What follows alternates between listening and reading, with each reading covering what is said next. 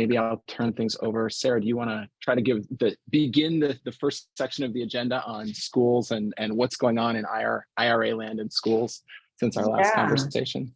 yeah, absolutely. So as we've done in previous meetings, we want to start off just by making sure we're all up to speed on what's new since we last met on IRA. I think part of the value here is we all have a little bit of FOMO here that we're going to miss something or someone's going to know something new. And so this is a chance for us all to make sure we're on the same page. And some of the new, right, is really about waiting for additional guidance or understanding when that guidance is available. So last time when we met, we had the prevailing wage guidance, we had the low income communities guidance, we had the energy communities, and I think we had domestic content. So there are links to all those pieces of guidance from the IRS. I don't think there's anything new there. We're still waiting on direct pay, which we'll talk more about with our friends from CJNRC. One new thing that I learned that I'll share with you all in terms of another thing that we're waiting on that I didn't know I was waiting on, but now I do, is there is apparently some complications that are above my pay grade as a non-engineer. Maybe the engineers in the room can help us in understanding how to define the 1 megawatt threshold that is important for ground source heat pumps in terms of below 1 megawatt districts are, and in general, asset owners do not need to comply with the labor provisions. And you can have, thoughts about whether that's a good thing or not, but the way it's structured, there's an important threshold there around 1 megawatt. And that apparently is not an obvious thing, how to translate 1 megawatt into ground source heat pump land. So I learned from talking with Ian from ClimateMaster, I don't know if Ian's on today, that was something that they have been coordinating and advocating with folks at the IRS on, is kind of offering their generous definition of how one should contemplate what 1 megawatt looks like in ground source heat pump land. Anyone have a question or want to clarify what I just said for others in the audience, why this matters, what they know about it?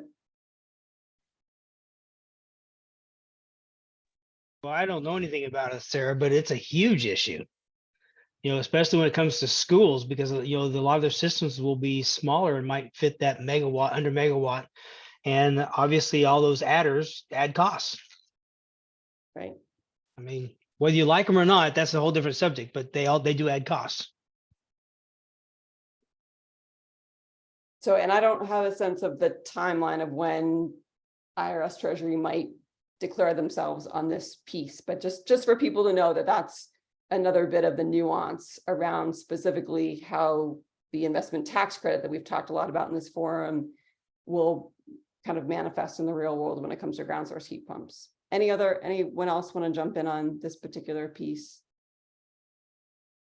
I see Anna talking about 1 megawatt. Yeah, I had heard the 282, the 280-ish number also, Anna. And then when I was talking to Ian from ClimateMaster, he said something about, well, we made a case that it should be something like 455 through, again, above my pay grade. So I'm kind of talking out of school here, but yeah. So for what it's worth, there's still some wiggle room and some ambiguity there. That's will be important for folks to sort out. Because I have heard, for example, of engineering teams that are trying to design to within the smaller, to stay below that threshold, understanding and getting feedback from their district customers that their maintenance staff, who may also be affected by the labor provisions, that their district does not currently operate in ways that would allow them to comply with the labor provisions, and that one project is not going to allow them to, reapproach their approach to their labor standards for their maintenance staff. So it is a big issue that we'll have to learn more about. All right, I'm going to keep moving.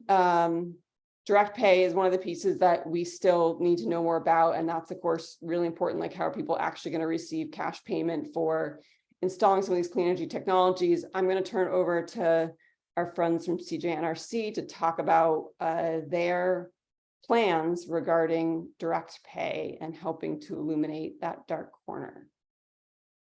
Tanya, Anna, take it away. Yeah, I can jump in. Thanks, Sarah. I think we were hoping we would have a little bit more concrete information to share. We were expecting the guidance may have to potentially come out yesterday. Of course, it didn't. But we just wanted to share a little bit about what we're planning to do when the guidance is out, and would love to hear from the group kind of what other analysis or public communications folks are expecting. So on our part, we already kind of have a kind of backgrounder prepared. We're expecting to maybe make some slight tweaks with some analysis of when the guidance is actually released, that we're expecting to release publicly and that we're excited to share with this group. I imagine many other folks are planning to do the same. Would love to hear kind of what other folks are planning. And we also have a communications plan that we've developed with a number of labor leaders in different states where we have state climate jobs coalitions to really highlight the opportunity for good job creation around schools, created with the direct pay program. So again, kind of have a kind of press outreach rollout. And yeah, unfortunately, we don't have any of those materials to share on this call today. I'm sure we'll talk about it more next month. But we really want to hear kind of what other folks are planning and what analysis you're planning to do to hope that we can kind of best collaborate and get the word out as quickly as possible when the guidance is released.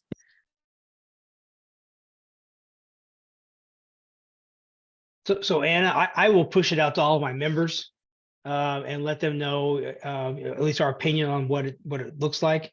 Do you have any insight to what they're looking at for direct pay? Is it truly a direct pay, or is it an exchange market with others who can use the value? I'm not sure that we know. I think that's still the outstanding question, is the mechanics. That's like the Sorry. 1 megawatt question. Okay. I think though. I really doubt it would be an exchange thing. That's not direct pay. Historically, direct pay means you submit IRS paperwork and they send you cash. And we've seen precedent for this before, right? Like you mentioned, you've seen it in some of the work that you've done. And, you know, when the tax credit first started, the same tax credit first started, there was a cash grant off, you know, kind of pathway that folks could choose, I think was around for a year or two back in 2008. So there's some precedent for this, Dwight. Yeah. Yeah, and my Public clients schools have a tax still, ID number.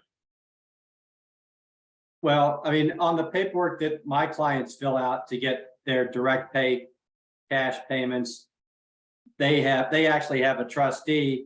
It's basically the same form every quarter. They have their name, the date when they did the bond issuance that entitles them, the calculation of what they're entitled to. And then every quarter they send that in, and usually they get paid on or a little bit before the quarter. Every once in a while, there's a mistake, the form gets lost or something like that. But this is kind of different because it's a one-time payment up front. So it doesn't even have to, it's unlikely that it'll be on an actual tax return. It's more likely to be on a separate form where someone can fill it out when they're done with their project and then get paid right away and not have to worry about the next time they do a tax filing or amending a tax return. But we'll find out in a couple of days. Or a couple of weeks, but we'll see. Yeah. Other questions or comments for around direct pay and building tools for that? Is it possible for you to kind of talk about the chunks that you imagine in this resource? I think or some of the main questions that you imagine answering in this resource, who the audience specifically is.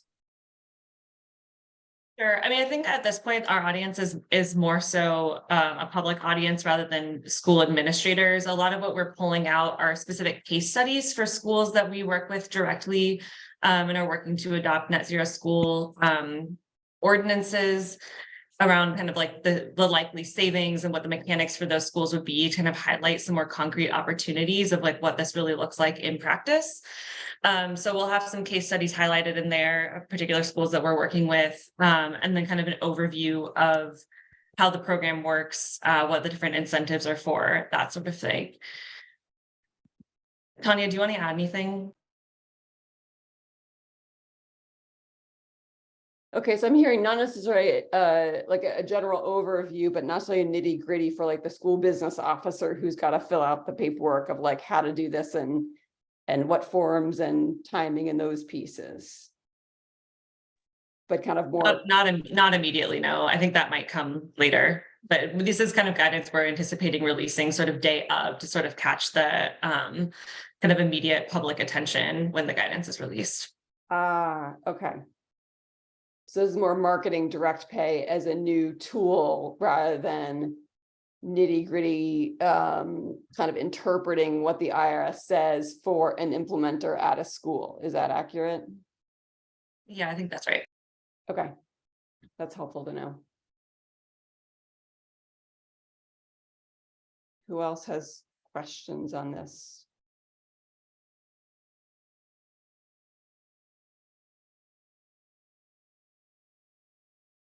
Okay, well, if Sarah, I guess I would just say slash ask, we did hear from Sam Petty at the Department of Energy that they are expecting, the IRS, guidance soon, and that they were planning to do a separate piece, with a DOE, logo on it with some sort of next level of kind of guidance or interpretation. I don't know the timing of that, he didn't give specifics on what questions he's, specifically hoping that their piece answers, but that's another piece that could be forthcoming. I don't know if others have interacted with that office or know more about their plans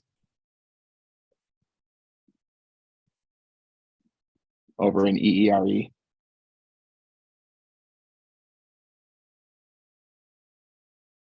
Wait, if I could put you on the spot again, and I know we're all kind of just speculating here, is your sense from, previous go rounds that the language that the IRS gives us on this will be readable and understandable to the average bear, or is there going to have to be a kind of product that translates that into something that you think a school's audience and the kind of implementers at a district could ingest and do something with? I think it should be easier to fill out than just a regular old personal tax return. I think we might be making too much of it.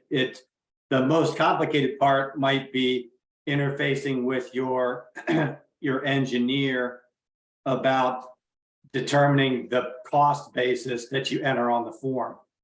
And that is probably going to be some instructions in there, but there'll probably be a lot of gray area on that one. Yep. Okay. All right, going once, going twice. I'm going to move on unless anyone else wants to jump in. Okay, well, we're continuing with Anna and Tanya talking about climate pollution reduction grants, which was something that you guys were doing some thinking about, and wanted to give you a chance to share some of your thinking with this group as a separate part of the IRA, not the investment tax credit, but a grant opportunity. What do you guys know about that? Make us smarter. So I think I put some links in the chat. I just dropped some links in the chat. And I think what I would say is that we've talked about the Greenhouse Gas Reduction Fund on this call a bit. And I think we were a little surprised that, at least for schools, the opportunities weren't as direct as what we were hoping when the IRA legislation first came out. But even though it's a smaller pot of money, the climate pollution reduction grants is actually much more direct and much more obvious how there's potential opportunities for schools. So the pot of money is $4.6 billion for actual grants, implementation grants is what they're calling it. And then as you'll see from the links, it's $5 billion overall. But it's sort of two-phased grants. So the first phase is a planning grant that basically every state and city is entitled to. And so that has already happened. And basically every state that at least we work in, so it's every state except for 3. I think it's South Dakota, Iowa, and then there's a third state. It's linked in there as well. But everybody has applied for their money for the planning grant, and then the top 67 largest cities are also eligible as well. And I think a lot of them applied. That's also linked. But so these planning grants are happening between basically now and first quarter of next year. And the idea is that they're supposed to they're supposed to either create plans if they don't already have greenhouse gas reduction plans or climate plans. And if they do, then they're supposed to update it. And so it wasn't a competitive process to get these grants, as long as you submitted a notice of intent to participate, and there's a link to who submitted it. And that's what I was saying, pretty much every state and all the major cities did. Then you got the money, or you'll be getting the money. I think they're going to allocate it summer of this year. And then you put together this plan that's due no later than first quarter, so like March, or actually the plan has a deadline, which is March 1st of 2024.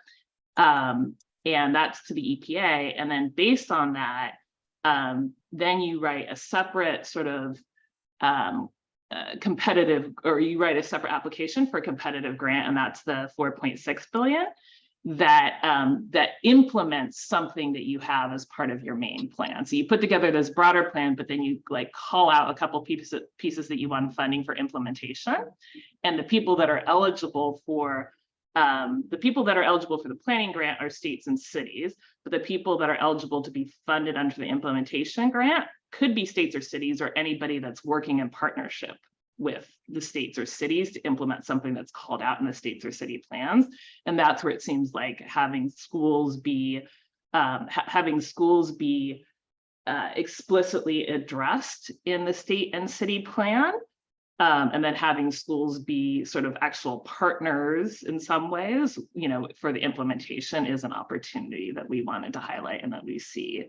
And I think that partly the flag now would be, I don't know what those state and city plans are looking like, and we think that there would be an opportunity to make sure that the schools are being heavily represented, and that states or cities are not doing some of the historic stuff about prioritizing private industry, since there's a lot of other money available through now what we learned from the Greenhouse Gas Reduction Fund, and that going to green banks or something that looks like green banks, and potentially they would be funding private industry or private investment. And so the importance of disproportional investment in schools and in public buildings and public funding. So I'm happy to sort of talk more about what I know, but I think that that's the general framework of the opportunity, is potentially some advocacy between now and March to make sure that schools in a city or schools in a state are sort of heavily represented in what the state and the cities are thinking about for those plans. Go ahead. So no. I also wanted to ask, but so that's partly like the opportunity, I think, but I don't know the opportunities we see, but I don't know what other people are hearing, and it looked like there was some slides on Massachusetts that they've already started to put it together. But I also wanted to sort of get people's feedback in terms of what, if that, your school district is already, or school district that you're working with are already thinking about this, active in this, planning to talk to, or what the information is about real world, what's happening with this already, or what people are planning to do.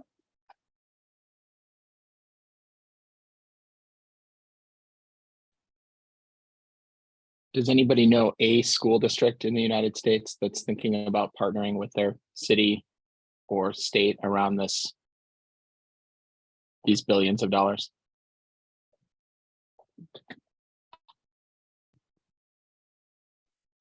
So I added the Massachusetts slides. So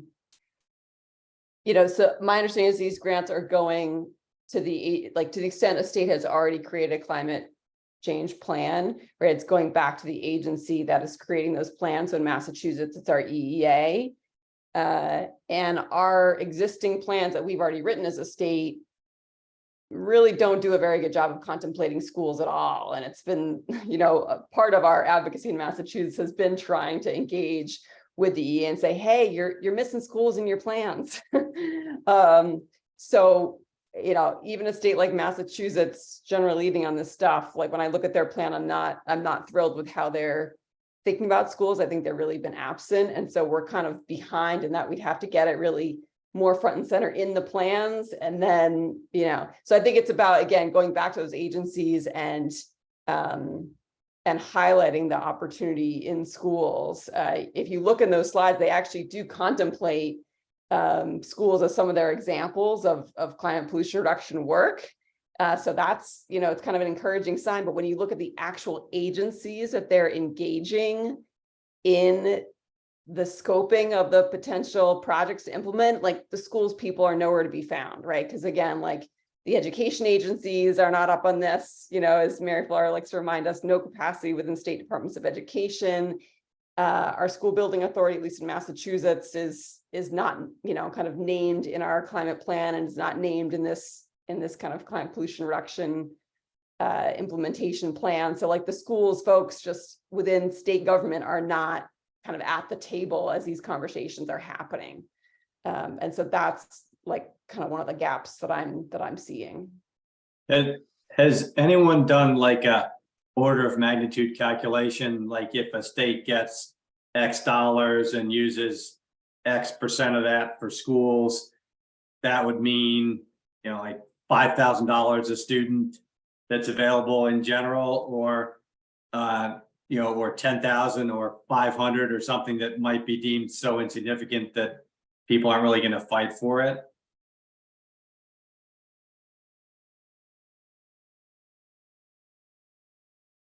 I have not seen that. Do I?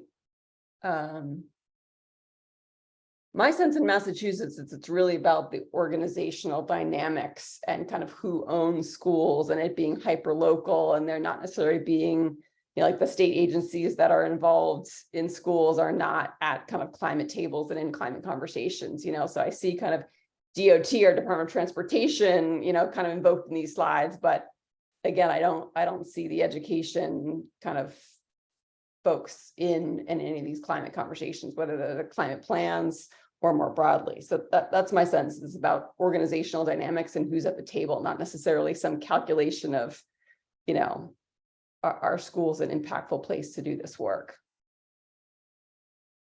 I was thinking more along the lines of if they actually get into discussion, is it going to be more than just some table scraps left over for them in all likelihood?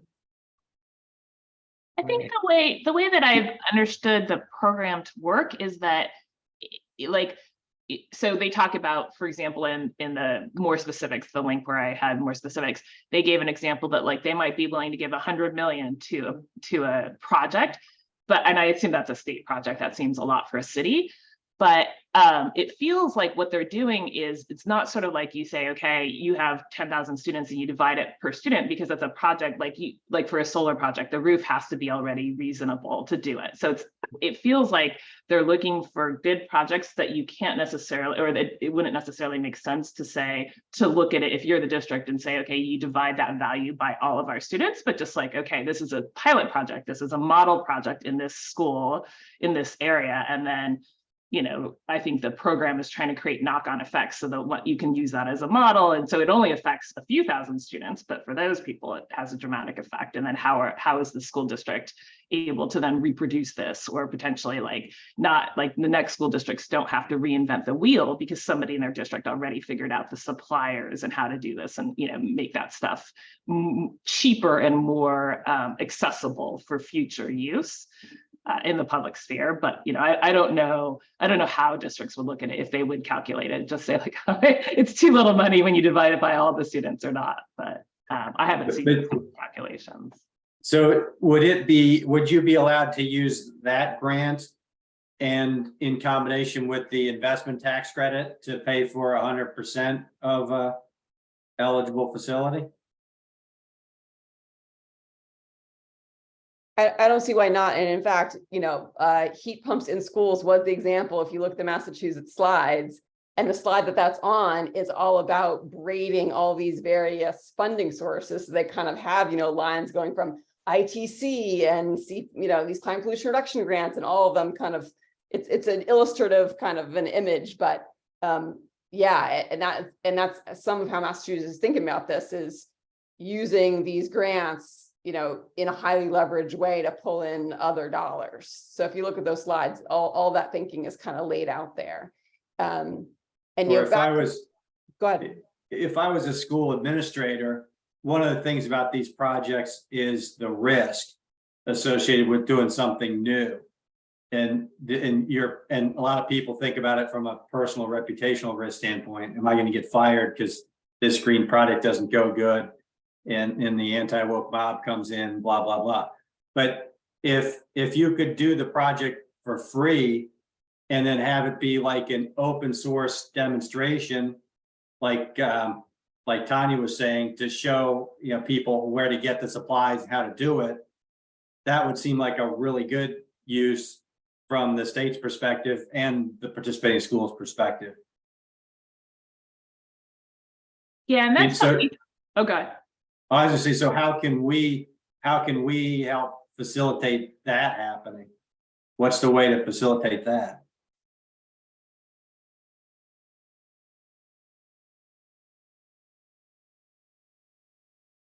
I don't have an answer for that part. I will say that that's how we started looking at it, is we are looking at, like, schools are generally saying to us, hey, it's great that, now solar and geothermal is 50 or 40% off because of the tax credits, but that's still not free. And so so we looked at it as like, what other things can you put with that? The one thing I'll say, and I don't know if it's the case about this program, but like for Renew America Schools grant program, the grant program that the feds gave had something that you have to pay, that you have to have some skin in the game as the district, so you can't have it be completely free.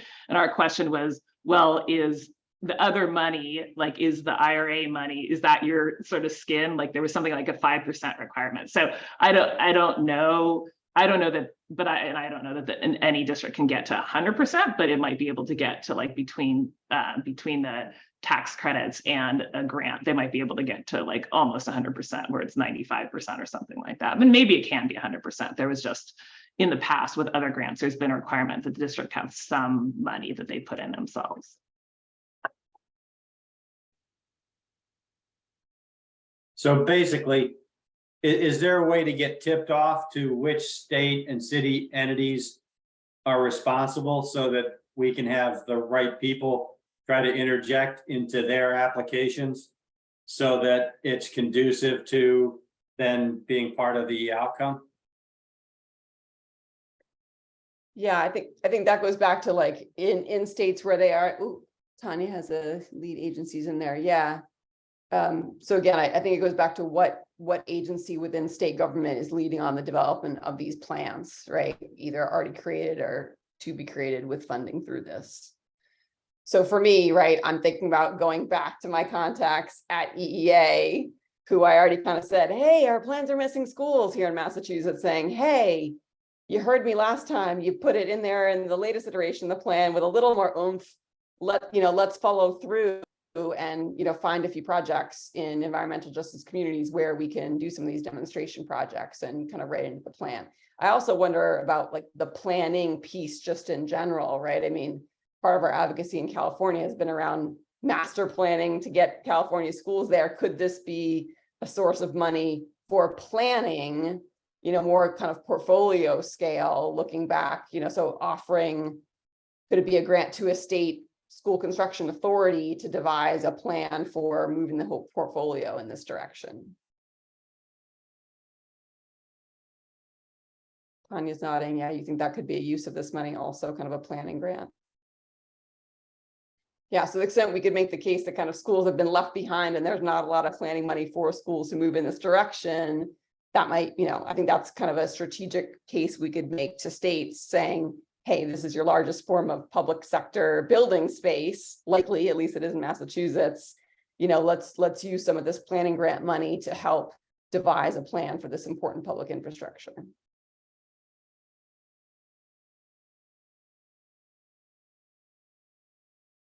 All right, my sense, Jonathan, is that we should probably move on. Yes.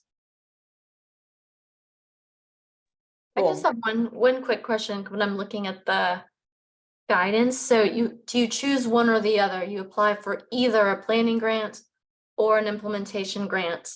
And so if we're saying kind of the opportunity for schools is more on the implementation grant side, then that's sort of a shovel ready or plan ready project that you're saying the opportunity is also still by March to apply for an implementation grant. Those are kind of two separate pots of money. They are two separate pots of money, but it's not that you have to choose either or. So all the states basically, I mean, functionally all the states and all the major cities, unless you work in North Dakota, Iowa, and then I forget the third state, but they already have the planning grant. And you don't get the implementation grant unless your project was covered in the planning grant. So it's not that everything that's covered in the planning grant is going to go for implementation grant, but you can't apply, and you don't have to be a state or city in the implementation grant. You just have to be in partnership working on something that you're actually implementing that was part of your plan, that was submitted as part of your planning grant. So it's that you don't have to choose, but it's sort of like, if we want people to be eligible at the implementation grant phase, they need to have at least that somehow discussed in the planning grant that they submit in order to be eligible in that second phase. Got it. So if we're in contacts with states and messages, write some language in there around schools so that we have a leg to stand on when we want to go for an implementation grant, kind of like make sure we have a school's placeholder kind of sort of in there. Yeah. All And then right. is this the only round? I mean, this is kind of a first round of distribution, or is this it? Like it's all going out the door, it's already pre-allocated. This is the one opportunity. Anyone know that? I think this is the one opportunity. Certainly on the planning grant, it's all going out the door, and they talk about it in, I think it's July, that they're going to start sending out that money. For the implementation grant, I didn't get the sense that there was going to be multiple tranches like there have been with other federal programs. I got the sense that it was just because they had, I didn't get the sense, but that wasn't explicitly addressed from what I saw. And sorry, Tanya, I'm just looking at the list you shared about these notices of intent to participate in the planning grant. These look like they were mostly dated sort of end of March, early April. And they now have another year to submit just for the planning grant, approximately. Did I track that right? Right. So the notice of intent to participate say, do you want the money? And then they'll get the money in the summer. And so they basically have from the summer when they get the money through March 1st to actually create their plan, create or update their, climate plans. And then in the first quarter, then that's when the implementation, like the notice of funding opportunity is supposed to be this year for the implementation grants. And then they'll also be due in the first quarter of next year. Does that make sense, sort of? We're gonna, I think we're gonna have a memo too that will, I think, put this so we can circulate that when we have it. Yeah, I was just trying to really narrow down what's the window of opportunity to try to get schools into this planning, into a planning grant. Yeah, so I think it's between now and March 1st of 2024, which we realistically, if it's like first quarter of next year, I think that ship has sailed. I think that if they get the money this summer, it should probably be between this summer and the end of the year. Okay. Awesome. Thank you for walking us through it. Appreciate it. Okay, I think we're moving on to Phoebe, yeah? Great. Thanks, Sarah. And thank you, Tanya, for that overview. That was really helpful. I agree with Brian's comment that I don't think school systems are aware of this or really prepared. So I think that planning piece could be a really valuable opportunity actually for them to get a greenhouse gas assessment or climate plan and rolling. But I'm here to talk with you about or give you all an update on where we are with Center for Green Schools is with our 4-part webinar series. So in the agenda is a link to the not for distribution document, but it's actually for distribution now because the details are out. The email went out yesterday morning with the registration. So I'm going to drop in the chat. It's not pretty, but it's a link to the 4 different sessions with the Zoom links if you wanted to register for those. We'll also send a follow-up email. I can get you all the email that went out with the details and those links, so it's not just in the chat here. Anyway, I just wanted to thank everyone for the really helpful comments that we received in the last session. We sort of pivoted our strategy in organizing these sessions and did it instead of around like buckets of money, tried to really organize it around type of projects. So you'll see that in the overview, where the first session is sort of an overview of all the fundamentals of the federal funding opportunities. The second session dives into replacement and installation of equipment and what funds you can kind of leverage and layer to fulfill your goals for, clean energy projects and energy efficiency projects there.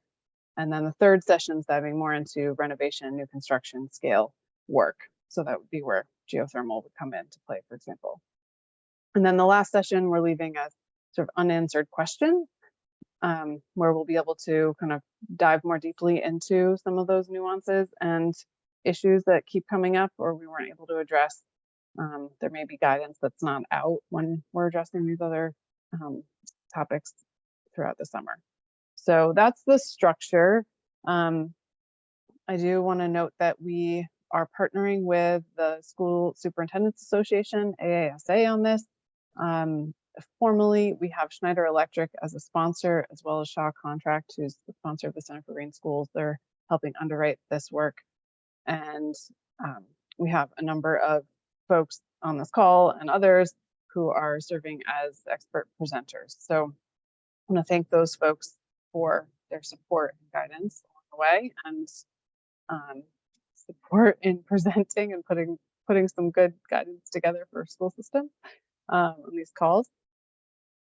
It's been a lot of work to like coordinate the presenters and really try to coordinate, really line up the key components that we want to make sure are addressed, especially as we don't know a lot of those key components. So it feels like a moving target in a way. What else do I want to share? I wanted to share, for those who want to help us promote this, we are happy to recognize promotional partners. So we don't have a formal like contract or anything, but if organizations are interested in, sending an email to their distribution list, doing like 2 social media posts, or writing an article about this series, we're happy to recognize you as a promotional supporter during the sessions. So just reach out to me or Anissa directly, and we can coordinate what makes sense for you all for your organization to share, and we can go from there. We're trying to keep it relatively vague, just to allow folks the opportunity to participate and spread the word. So that's where we're at with this. So excited to really get it out in the world. We already have 92 folks registered for the first session, the end of June. So I think there'll be quite a bit of interest in this. Well, we know there's going to be interest. I think there'll be quite a few folks signing up. Awesome. Congratulations. 92 is a good number to already have with a few weeks to go. That's very cool. Yeah, we just launched it yesterday. So I was surprised to see that too. And I see you have some celebrities named Tim and Dwight who are going to be. Yeah. in this Tim and so there you go. Good job, guys. Nice. Yeah, thank you to Tim and Dwight, for sure. All right, so yeah, I think that, Phoebe, yeah, go ahead. where did you say we would find the information so I can promote it to my members as well? Good question. That is the one missing piece. So Anissa's on vacation this week, so she sent out, we like the promotional information I can gather and send to Sarah and Jonathan, maybe to distribute to this group. So I'll get that out, Tim, to this group. Okay, great. Thank you. The prettier information with the Zoom links, which was not part of that initial document we shared with this group. Awesome.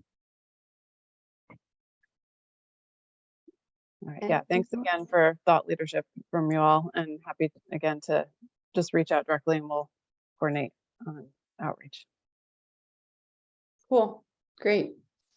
So I think we wanted to spend a little bit of time on kind of how we all see ourselves supporting local leaders. Craig Schiller from CHIPS had followed up with some emails about kind of this last mile and, helping local leaders in this moment who are stretched. So wanted to kind of be explicit and hear from you all, you know, what is our purpose as a group in coming together? Like, you know, we said we're coming together to support districts in accessing the IRA. How do you all see the role of this particular collection of individuals coming together to do that? We offered some thoughts in the notes here in terms of why are we here? What do we think we're doing together in terms of sharing the best resources that we've all found and kind of trying to socialize that as one reason why we're here today. Really trying to play to and leverage each other's strengths. So, you know, kind for some of our partners to invite me to come talk about HVAC systems with some school leaders the other day, kind of playing to the strength of the work that we did with RMI on HVAC systems, and hopefully identifying more opportunities for us to do that as we move forward. One of the pieces that, you know, Craig brought up in an email to us was really coordinating on resource creation so that we're not all creating the same thing. And I think, you know, hearing from CJNRC, you know, the nuances of what you all are planning on direct pay, so we can make sure others aren't duplicating, and yet thinking about what other gaps may still exist and where do we need to complement so we're not leaving gaps. And then of course, amplifying each other's work as we're talking naturally about doing, you know, with this new webinar series or, you know, new products from CJNRC. How else do you guys see, you know, why we are here and what we should be thinking about the purpose of this collection of individuals in this moment on this opportunity? Are there other things that you think this group should be thinking about doing and supporting local leaders?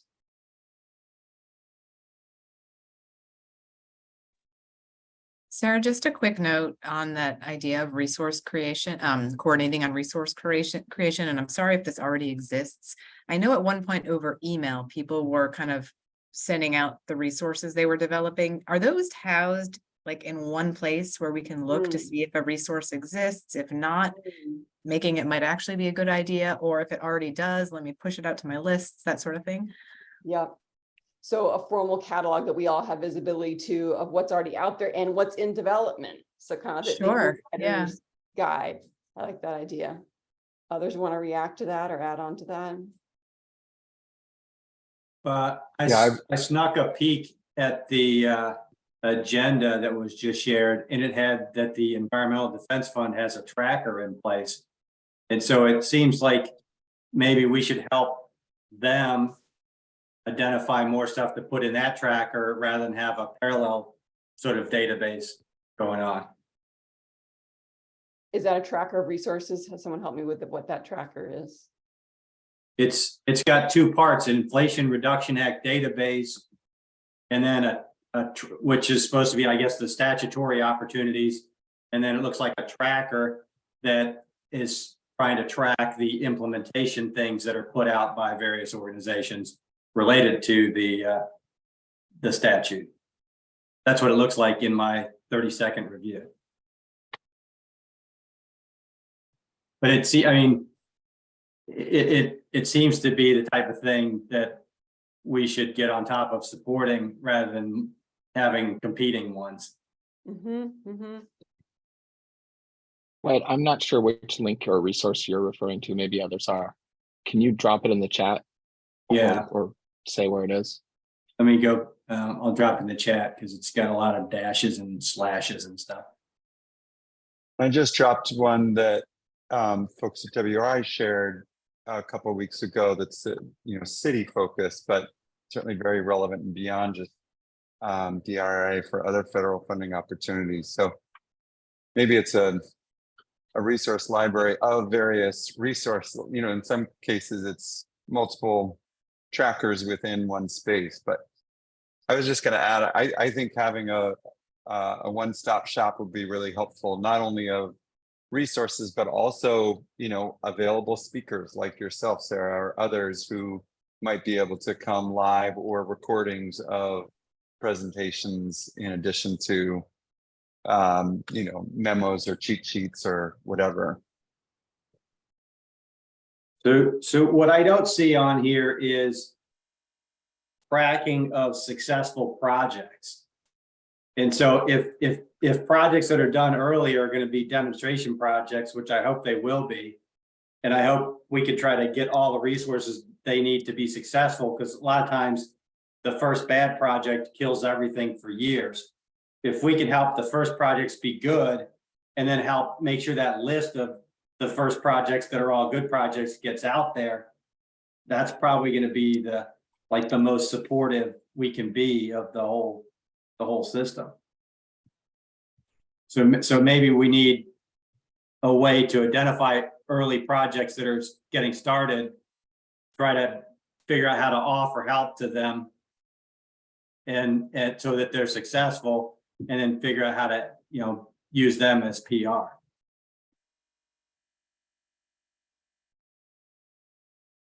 Those are good thoughts. And when thinking back to Craig's email, and others correct me, I think he was thinking really about what are the go-to like explainer docs that we're all sharing with school audiences to help them understand. So it's maybe less about the projects. Those will be useful. And, I agree, making those first ones successful is important. But right now, I think he's looking for what do we all agree is the best resource on, ground source heat pumps, the investment tax credit, or electric school buses and blah, blah, blah, right? So I guess I'm curious, what resources are you all, when you're interfacing with folks, what resources are you all sharing with people who ask? I'm sure we're all getting questions, not only in our kind of professional life, but maybe as parents in school districts and can't help ourselves, right? What are you all sharing with folks? We started to put some of the list of things that we tend to share when asked, where can I see this in writing, Sarah? Where's the authority figure telling me about the Inflation Reduction Act and schools for solar, whatever piece? What do you all share that we're missing from this list? What's your go-to list?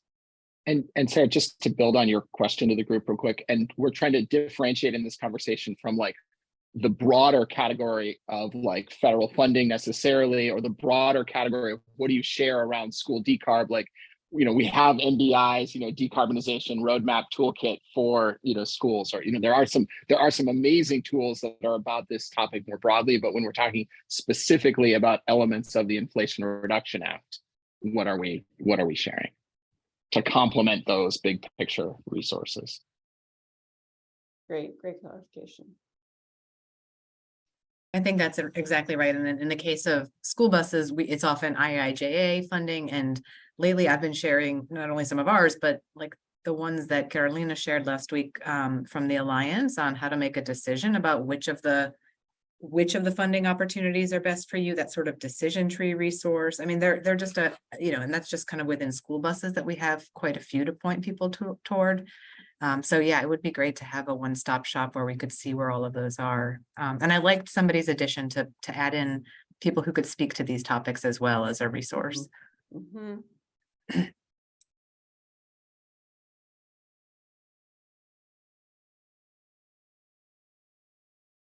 All right, well, if you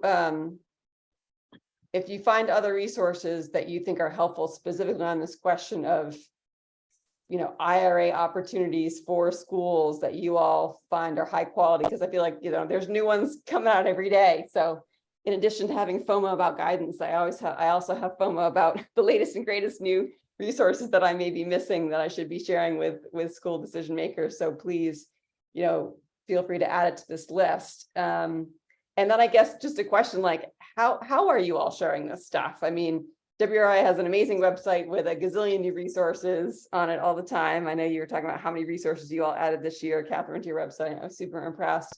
But I find myself writing the same darn email over and over again with slight tweaks. What are you guys doing to kind of be efficient and organized about how you're sharing this information with school districts?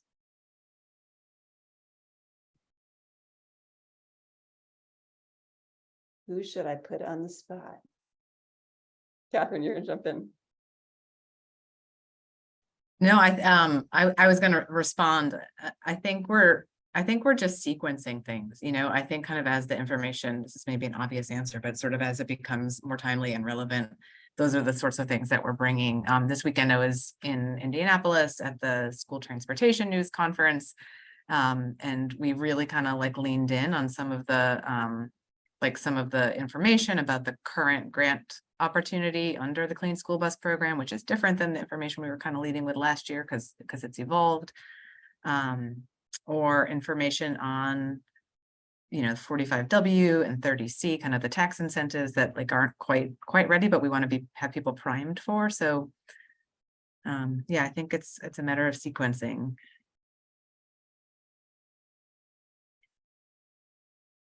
Amy, can I put you on the spot a little bit and ask how you guys are getting information out to school districts about the IRA? Well, it's hard to know what exactly to communicate, so I don't know that we've kind of done that directly, but we Yeah. have, groups that have joined us for webinars in the past, and we use that as a way to share information. We try to share resources that are created by all the other folks on this call in our newsletter. We also have some unique opportunities in our partnerships with LBNL and NREL. So I'm sure they're going to be pretty interested in helping connect the dots there as well. Yeah. But those are kind of the typical ways. We can also work to cross promote. I mean, we don't really have any webinars or anything scheduled just yet, but we'll have some training going on starting in the fall. So we might we'll be able to stay in touch because I'm sure this isn't going anywhere anytime soon. Yeah. So. Okay. I point people to you, Sarah.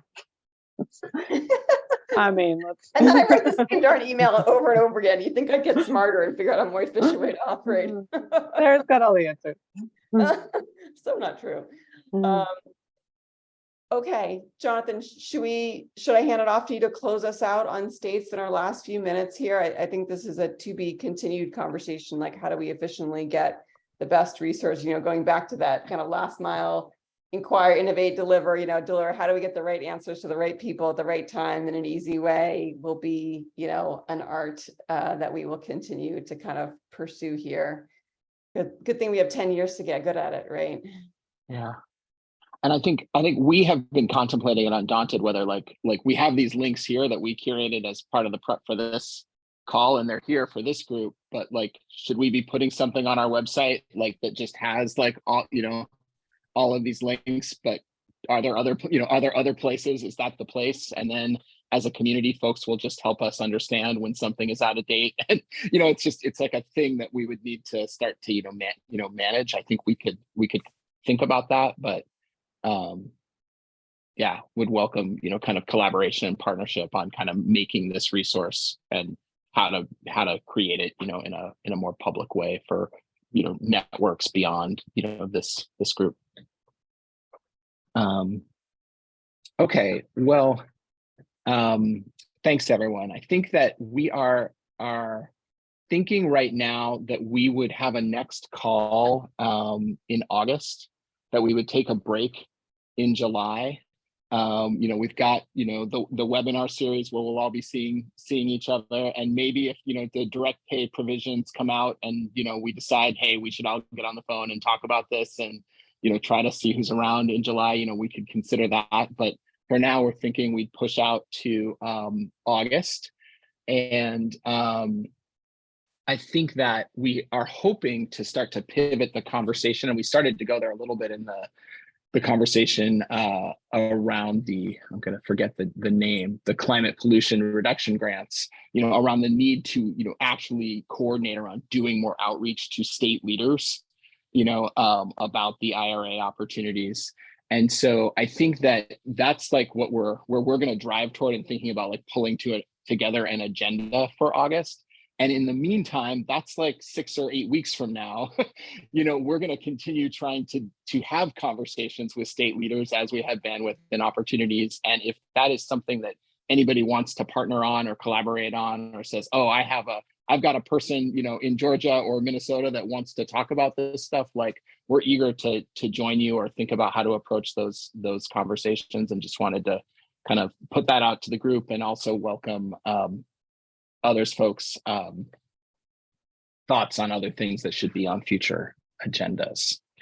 But all that being said, hoping everybody is moving towards some R&R this summer, and really grateful for folks continuing to make time to show up for this space and all the leadership and effort that is represented by the boxes on our screens, you know, on these calls. So thank you all so much for your partnership, and maybe that's it. Sarah, anything else, or anyone else? Okay, great. Great. See you soon, everyone. Thank you. Everyone.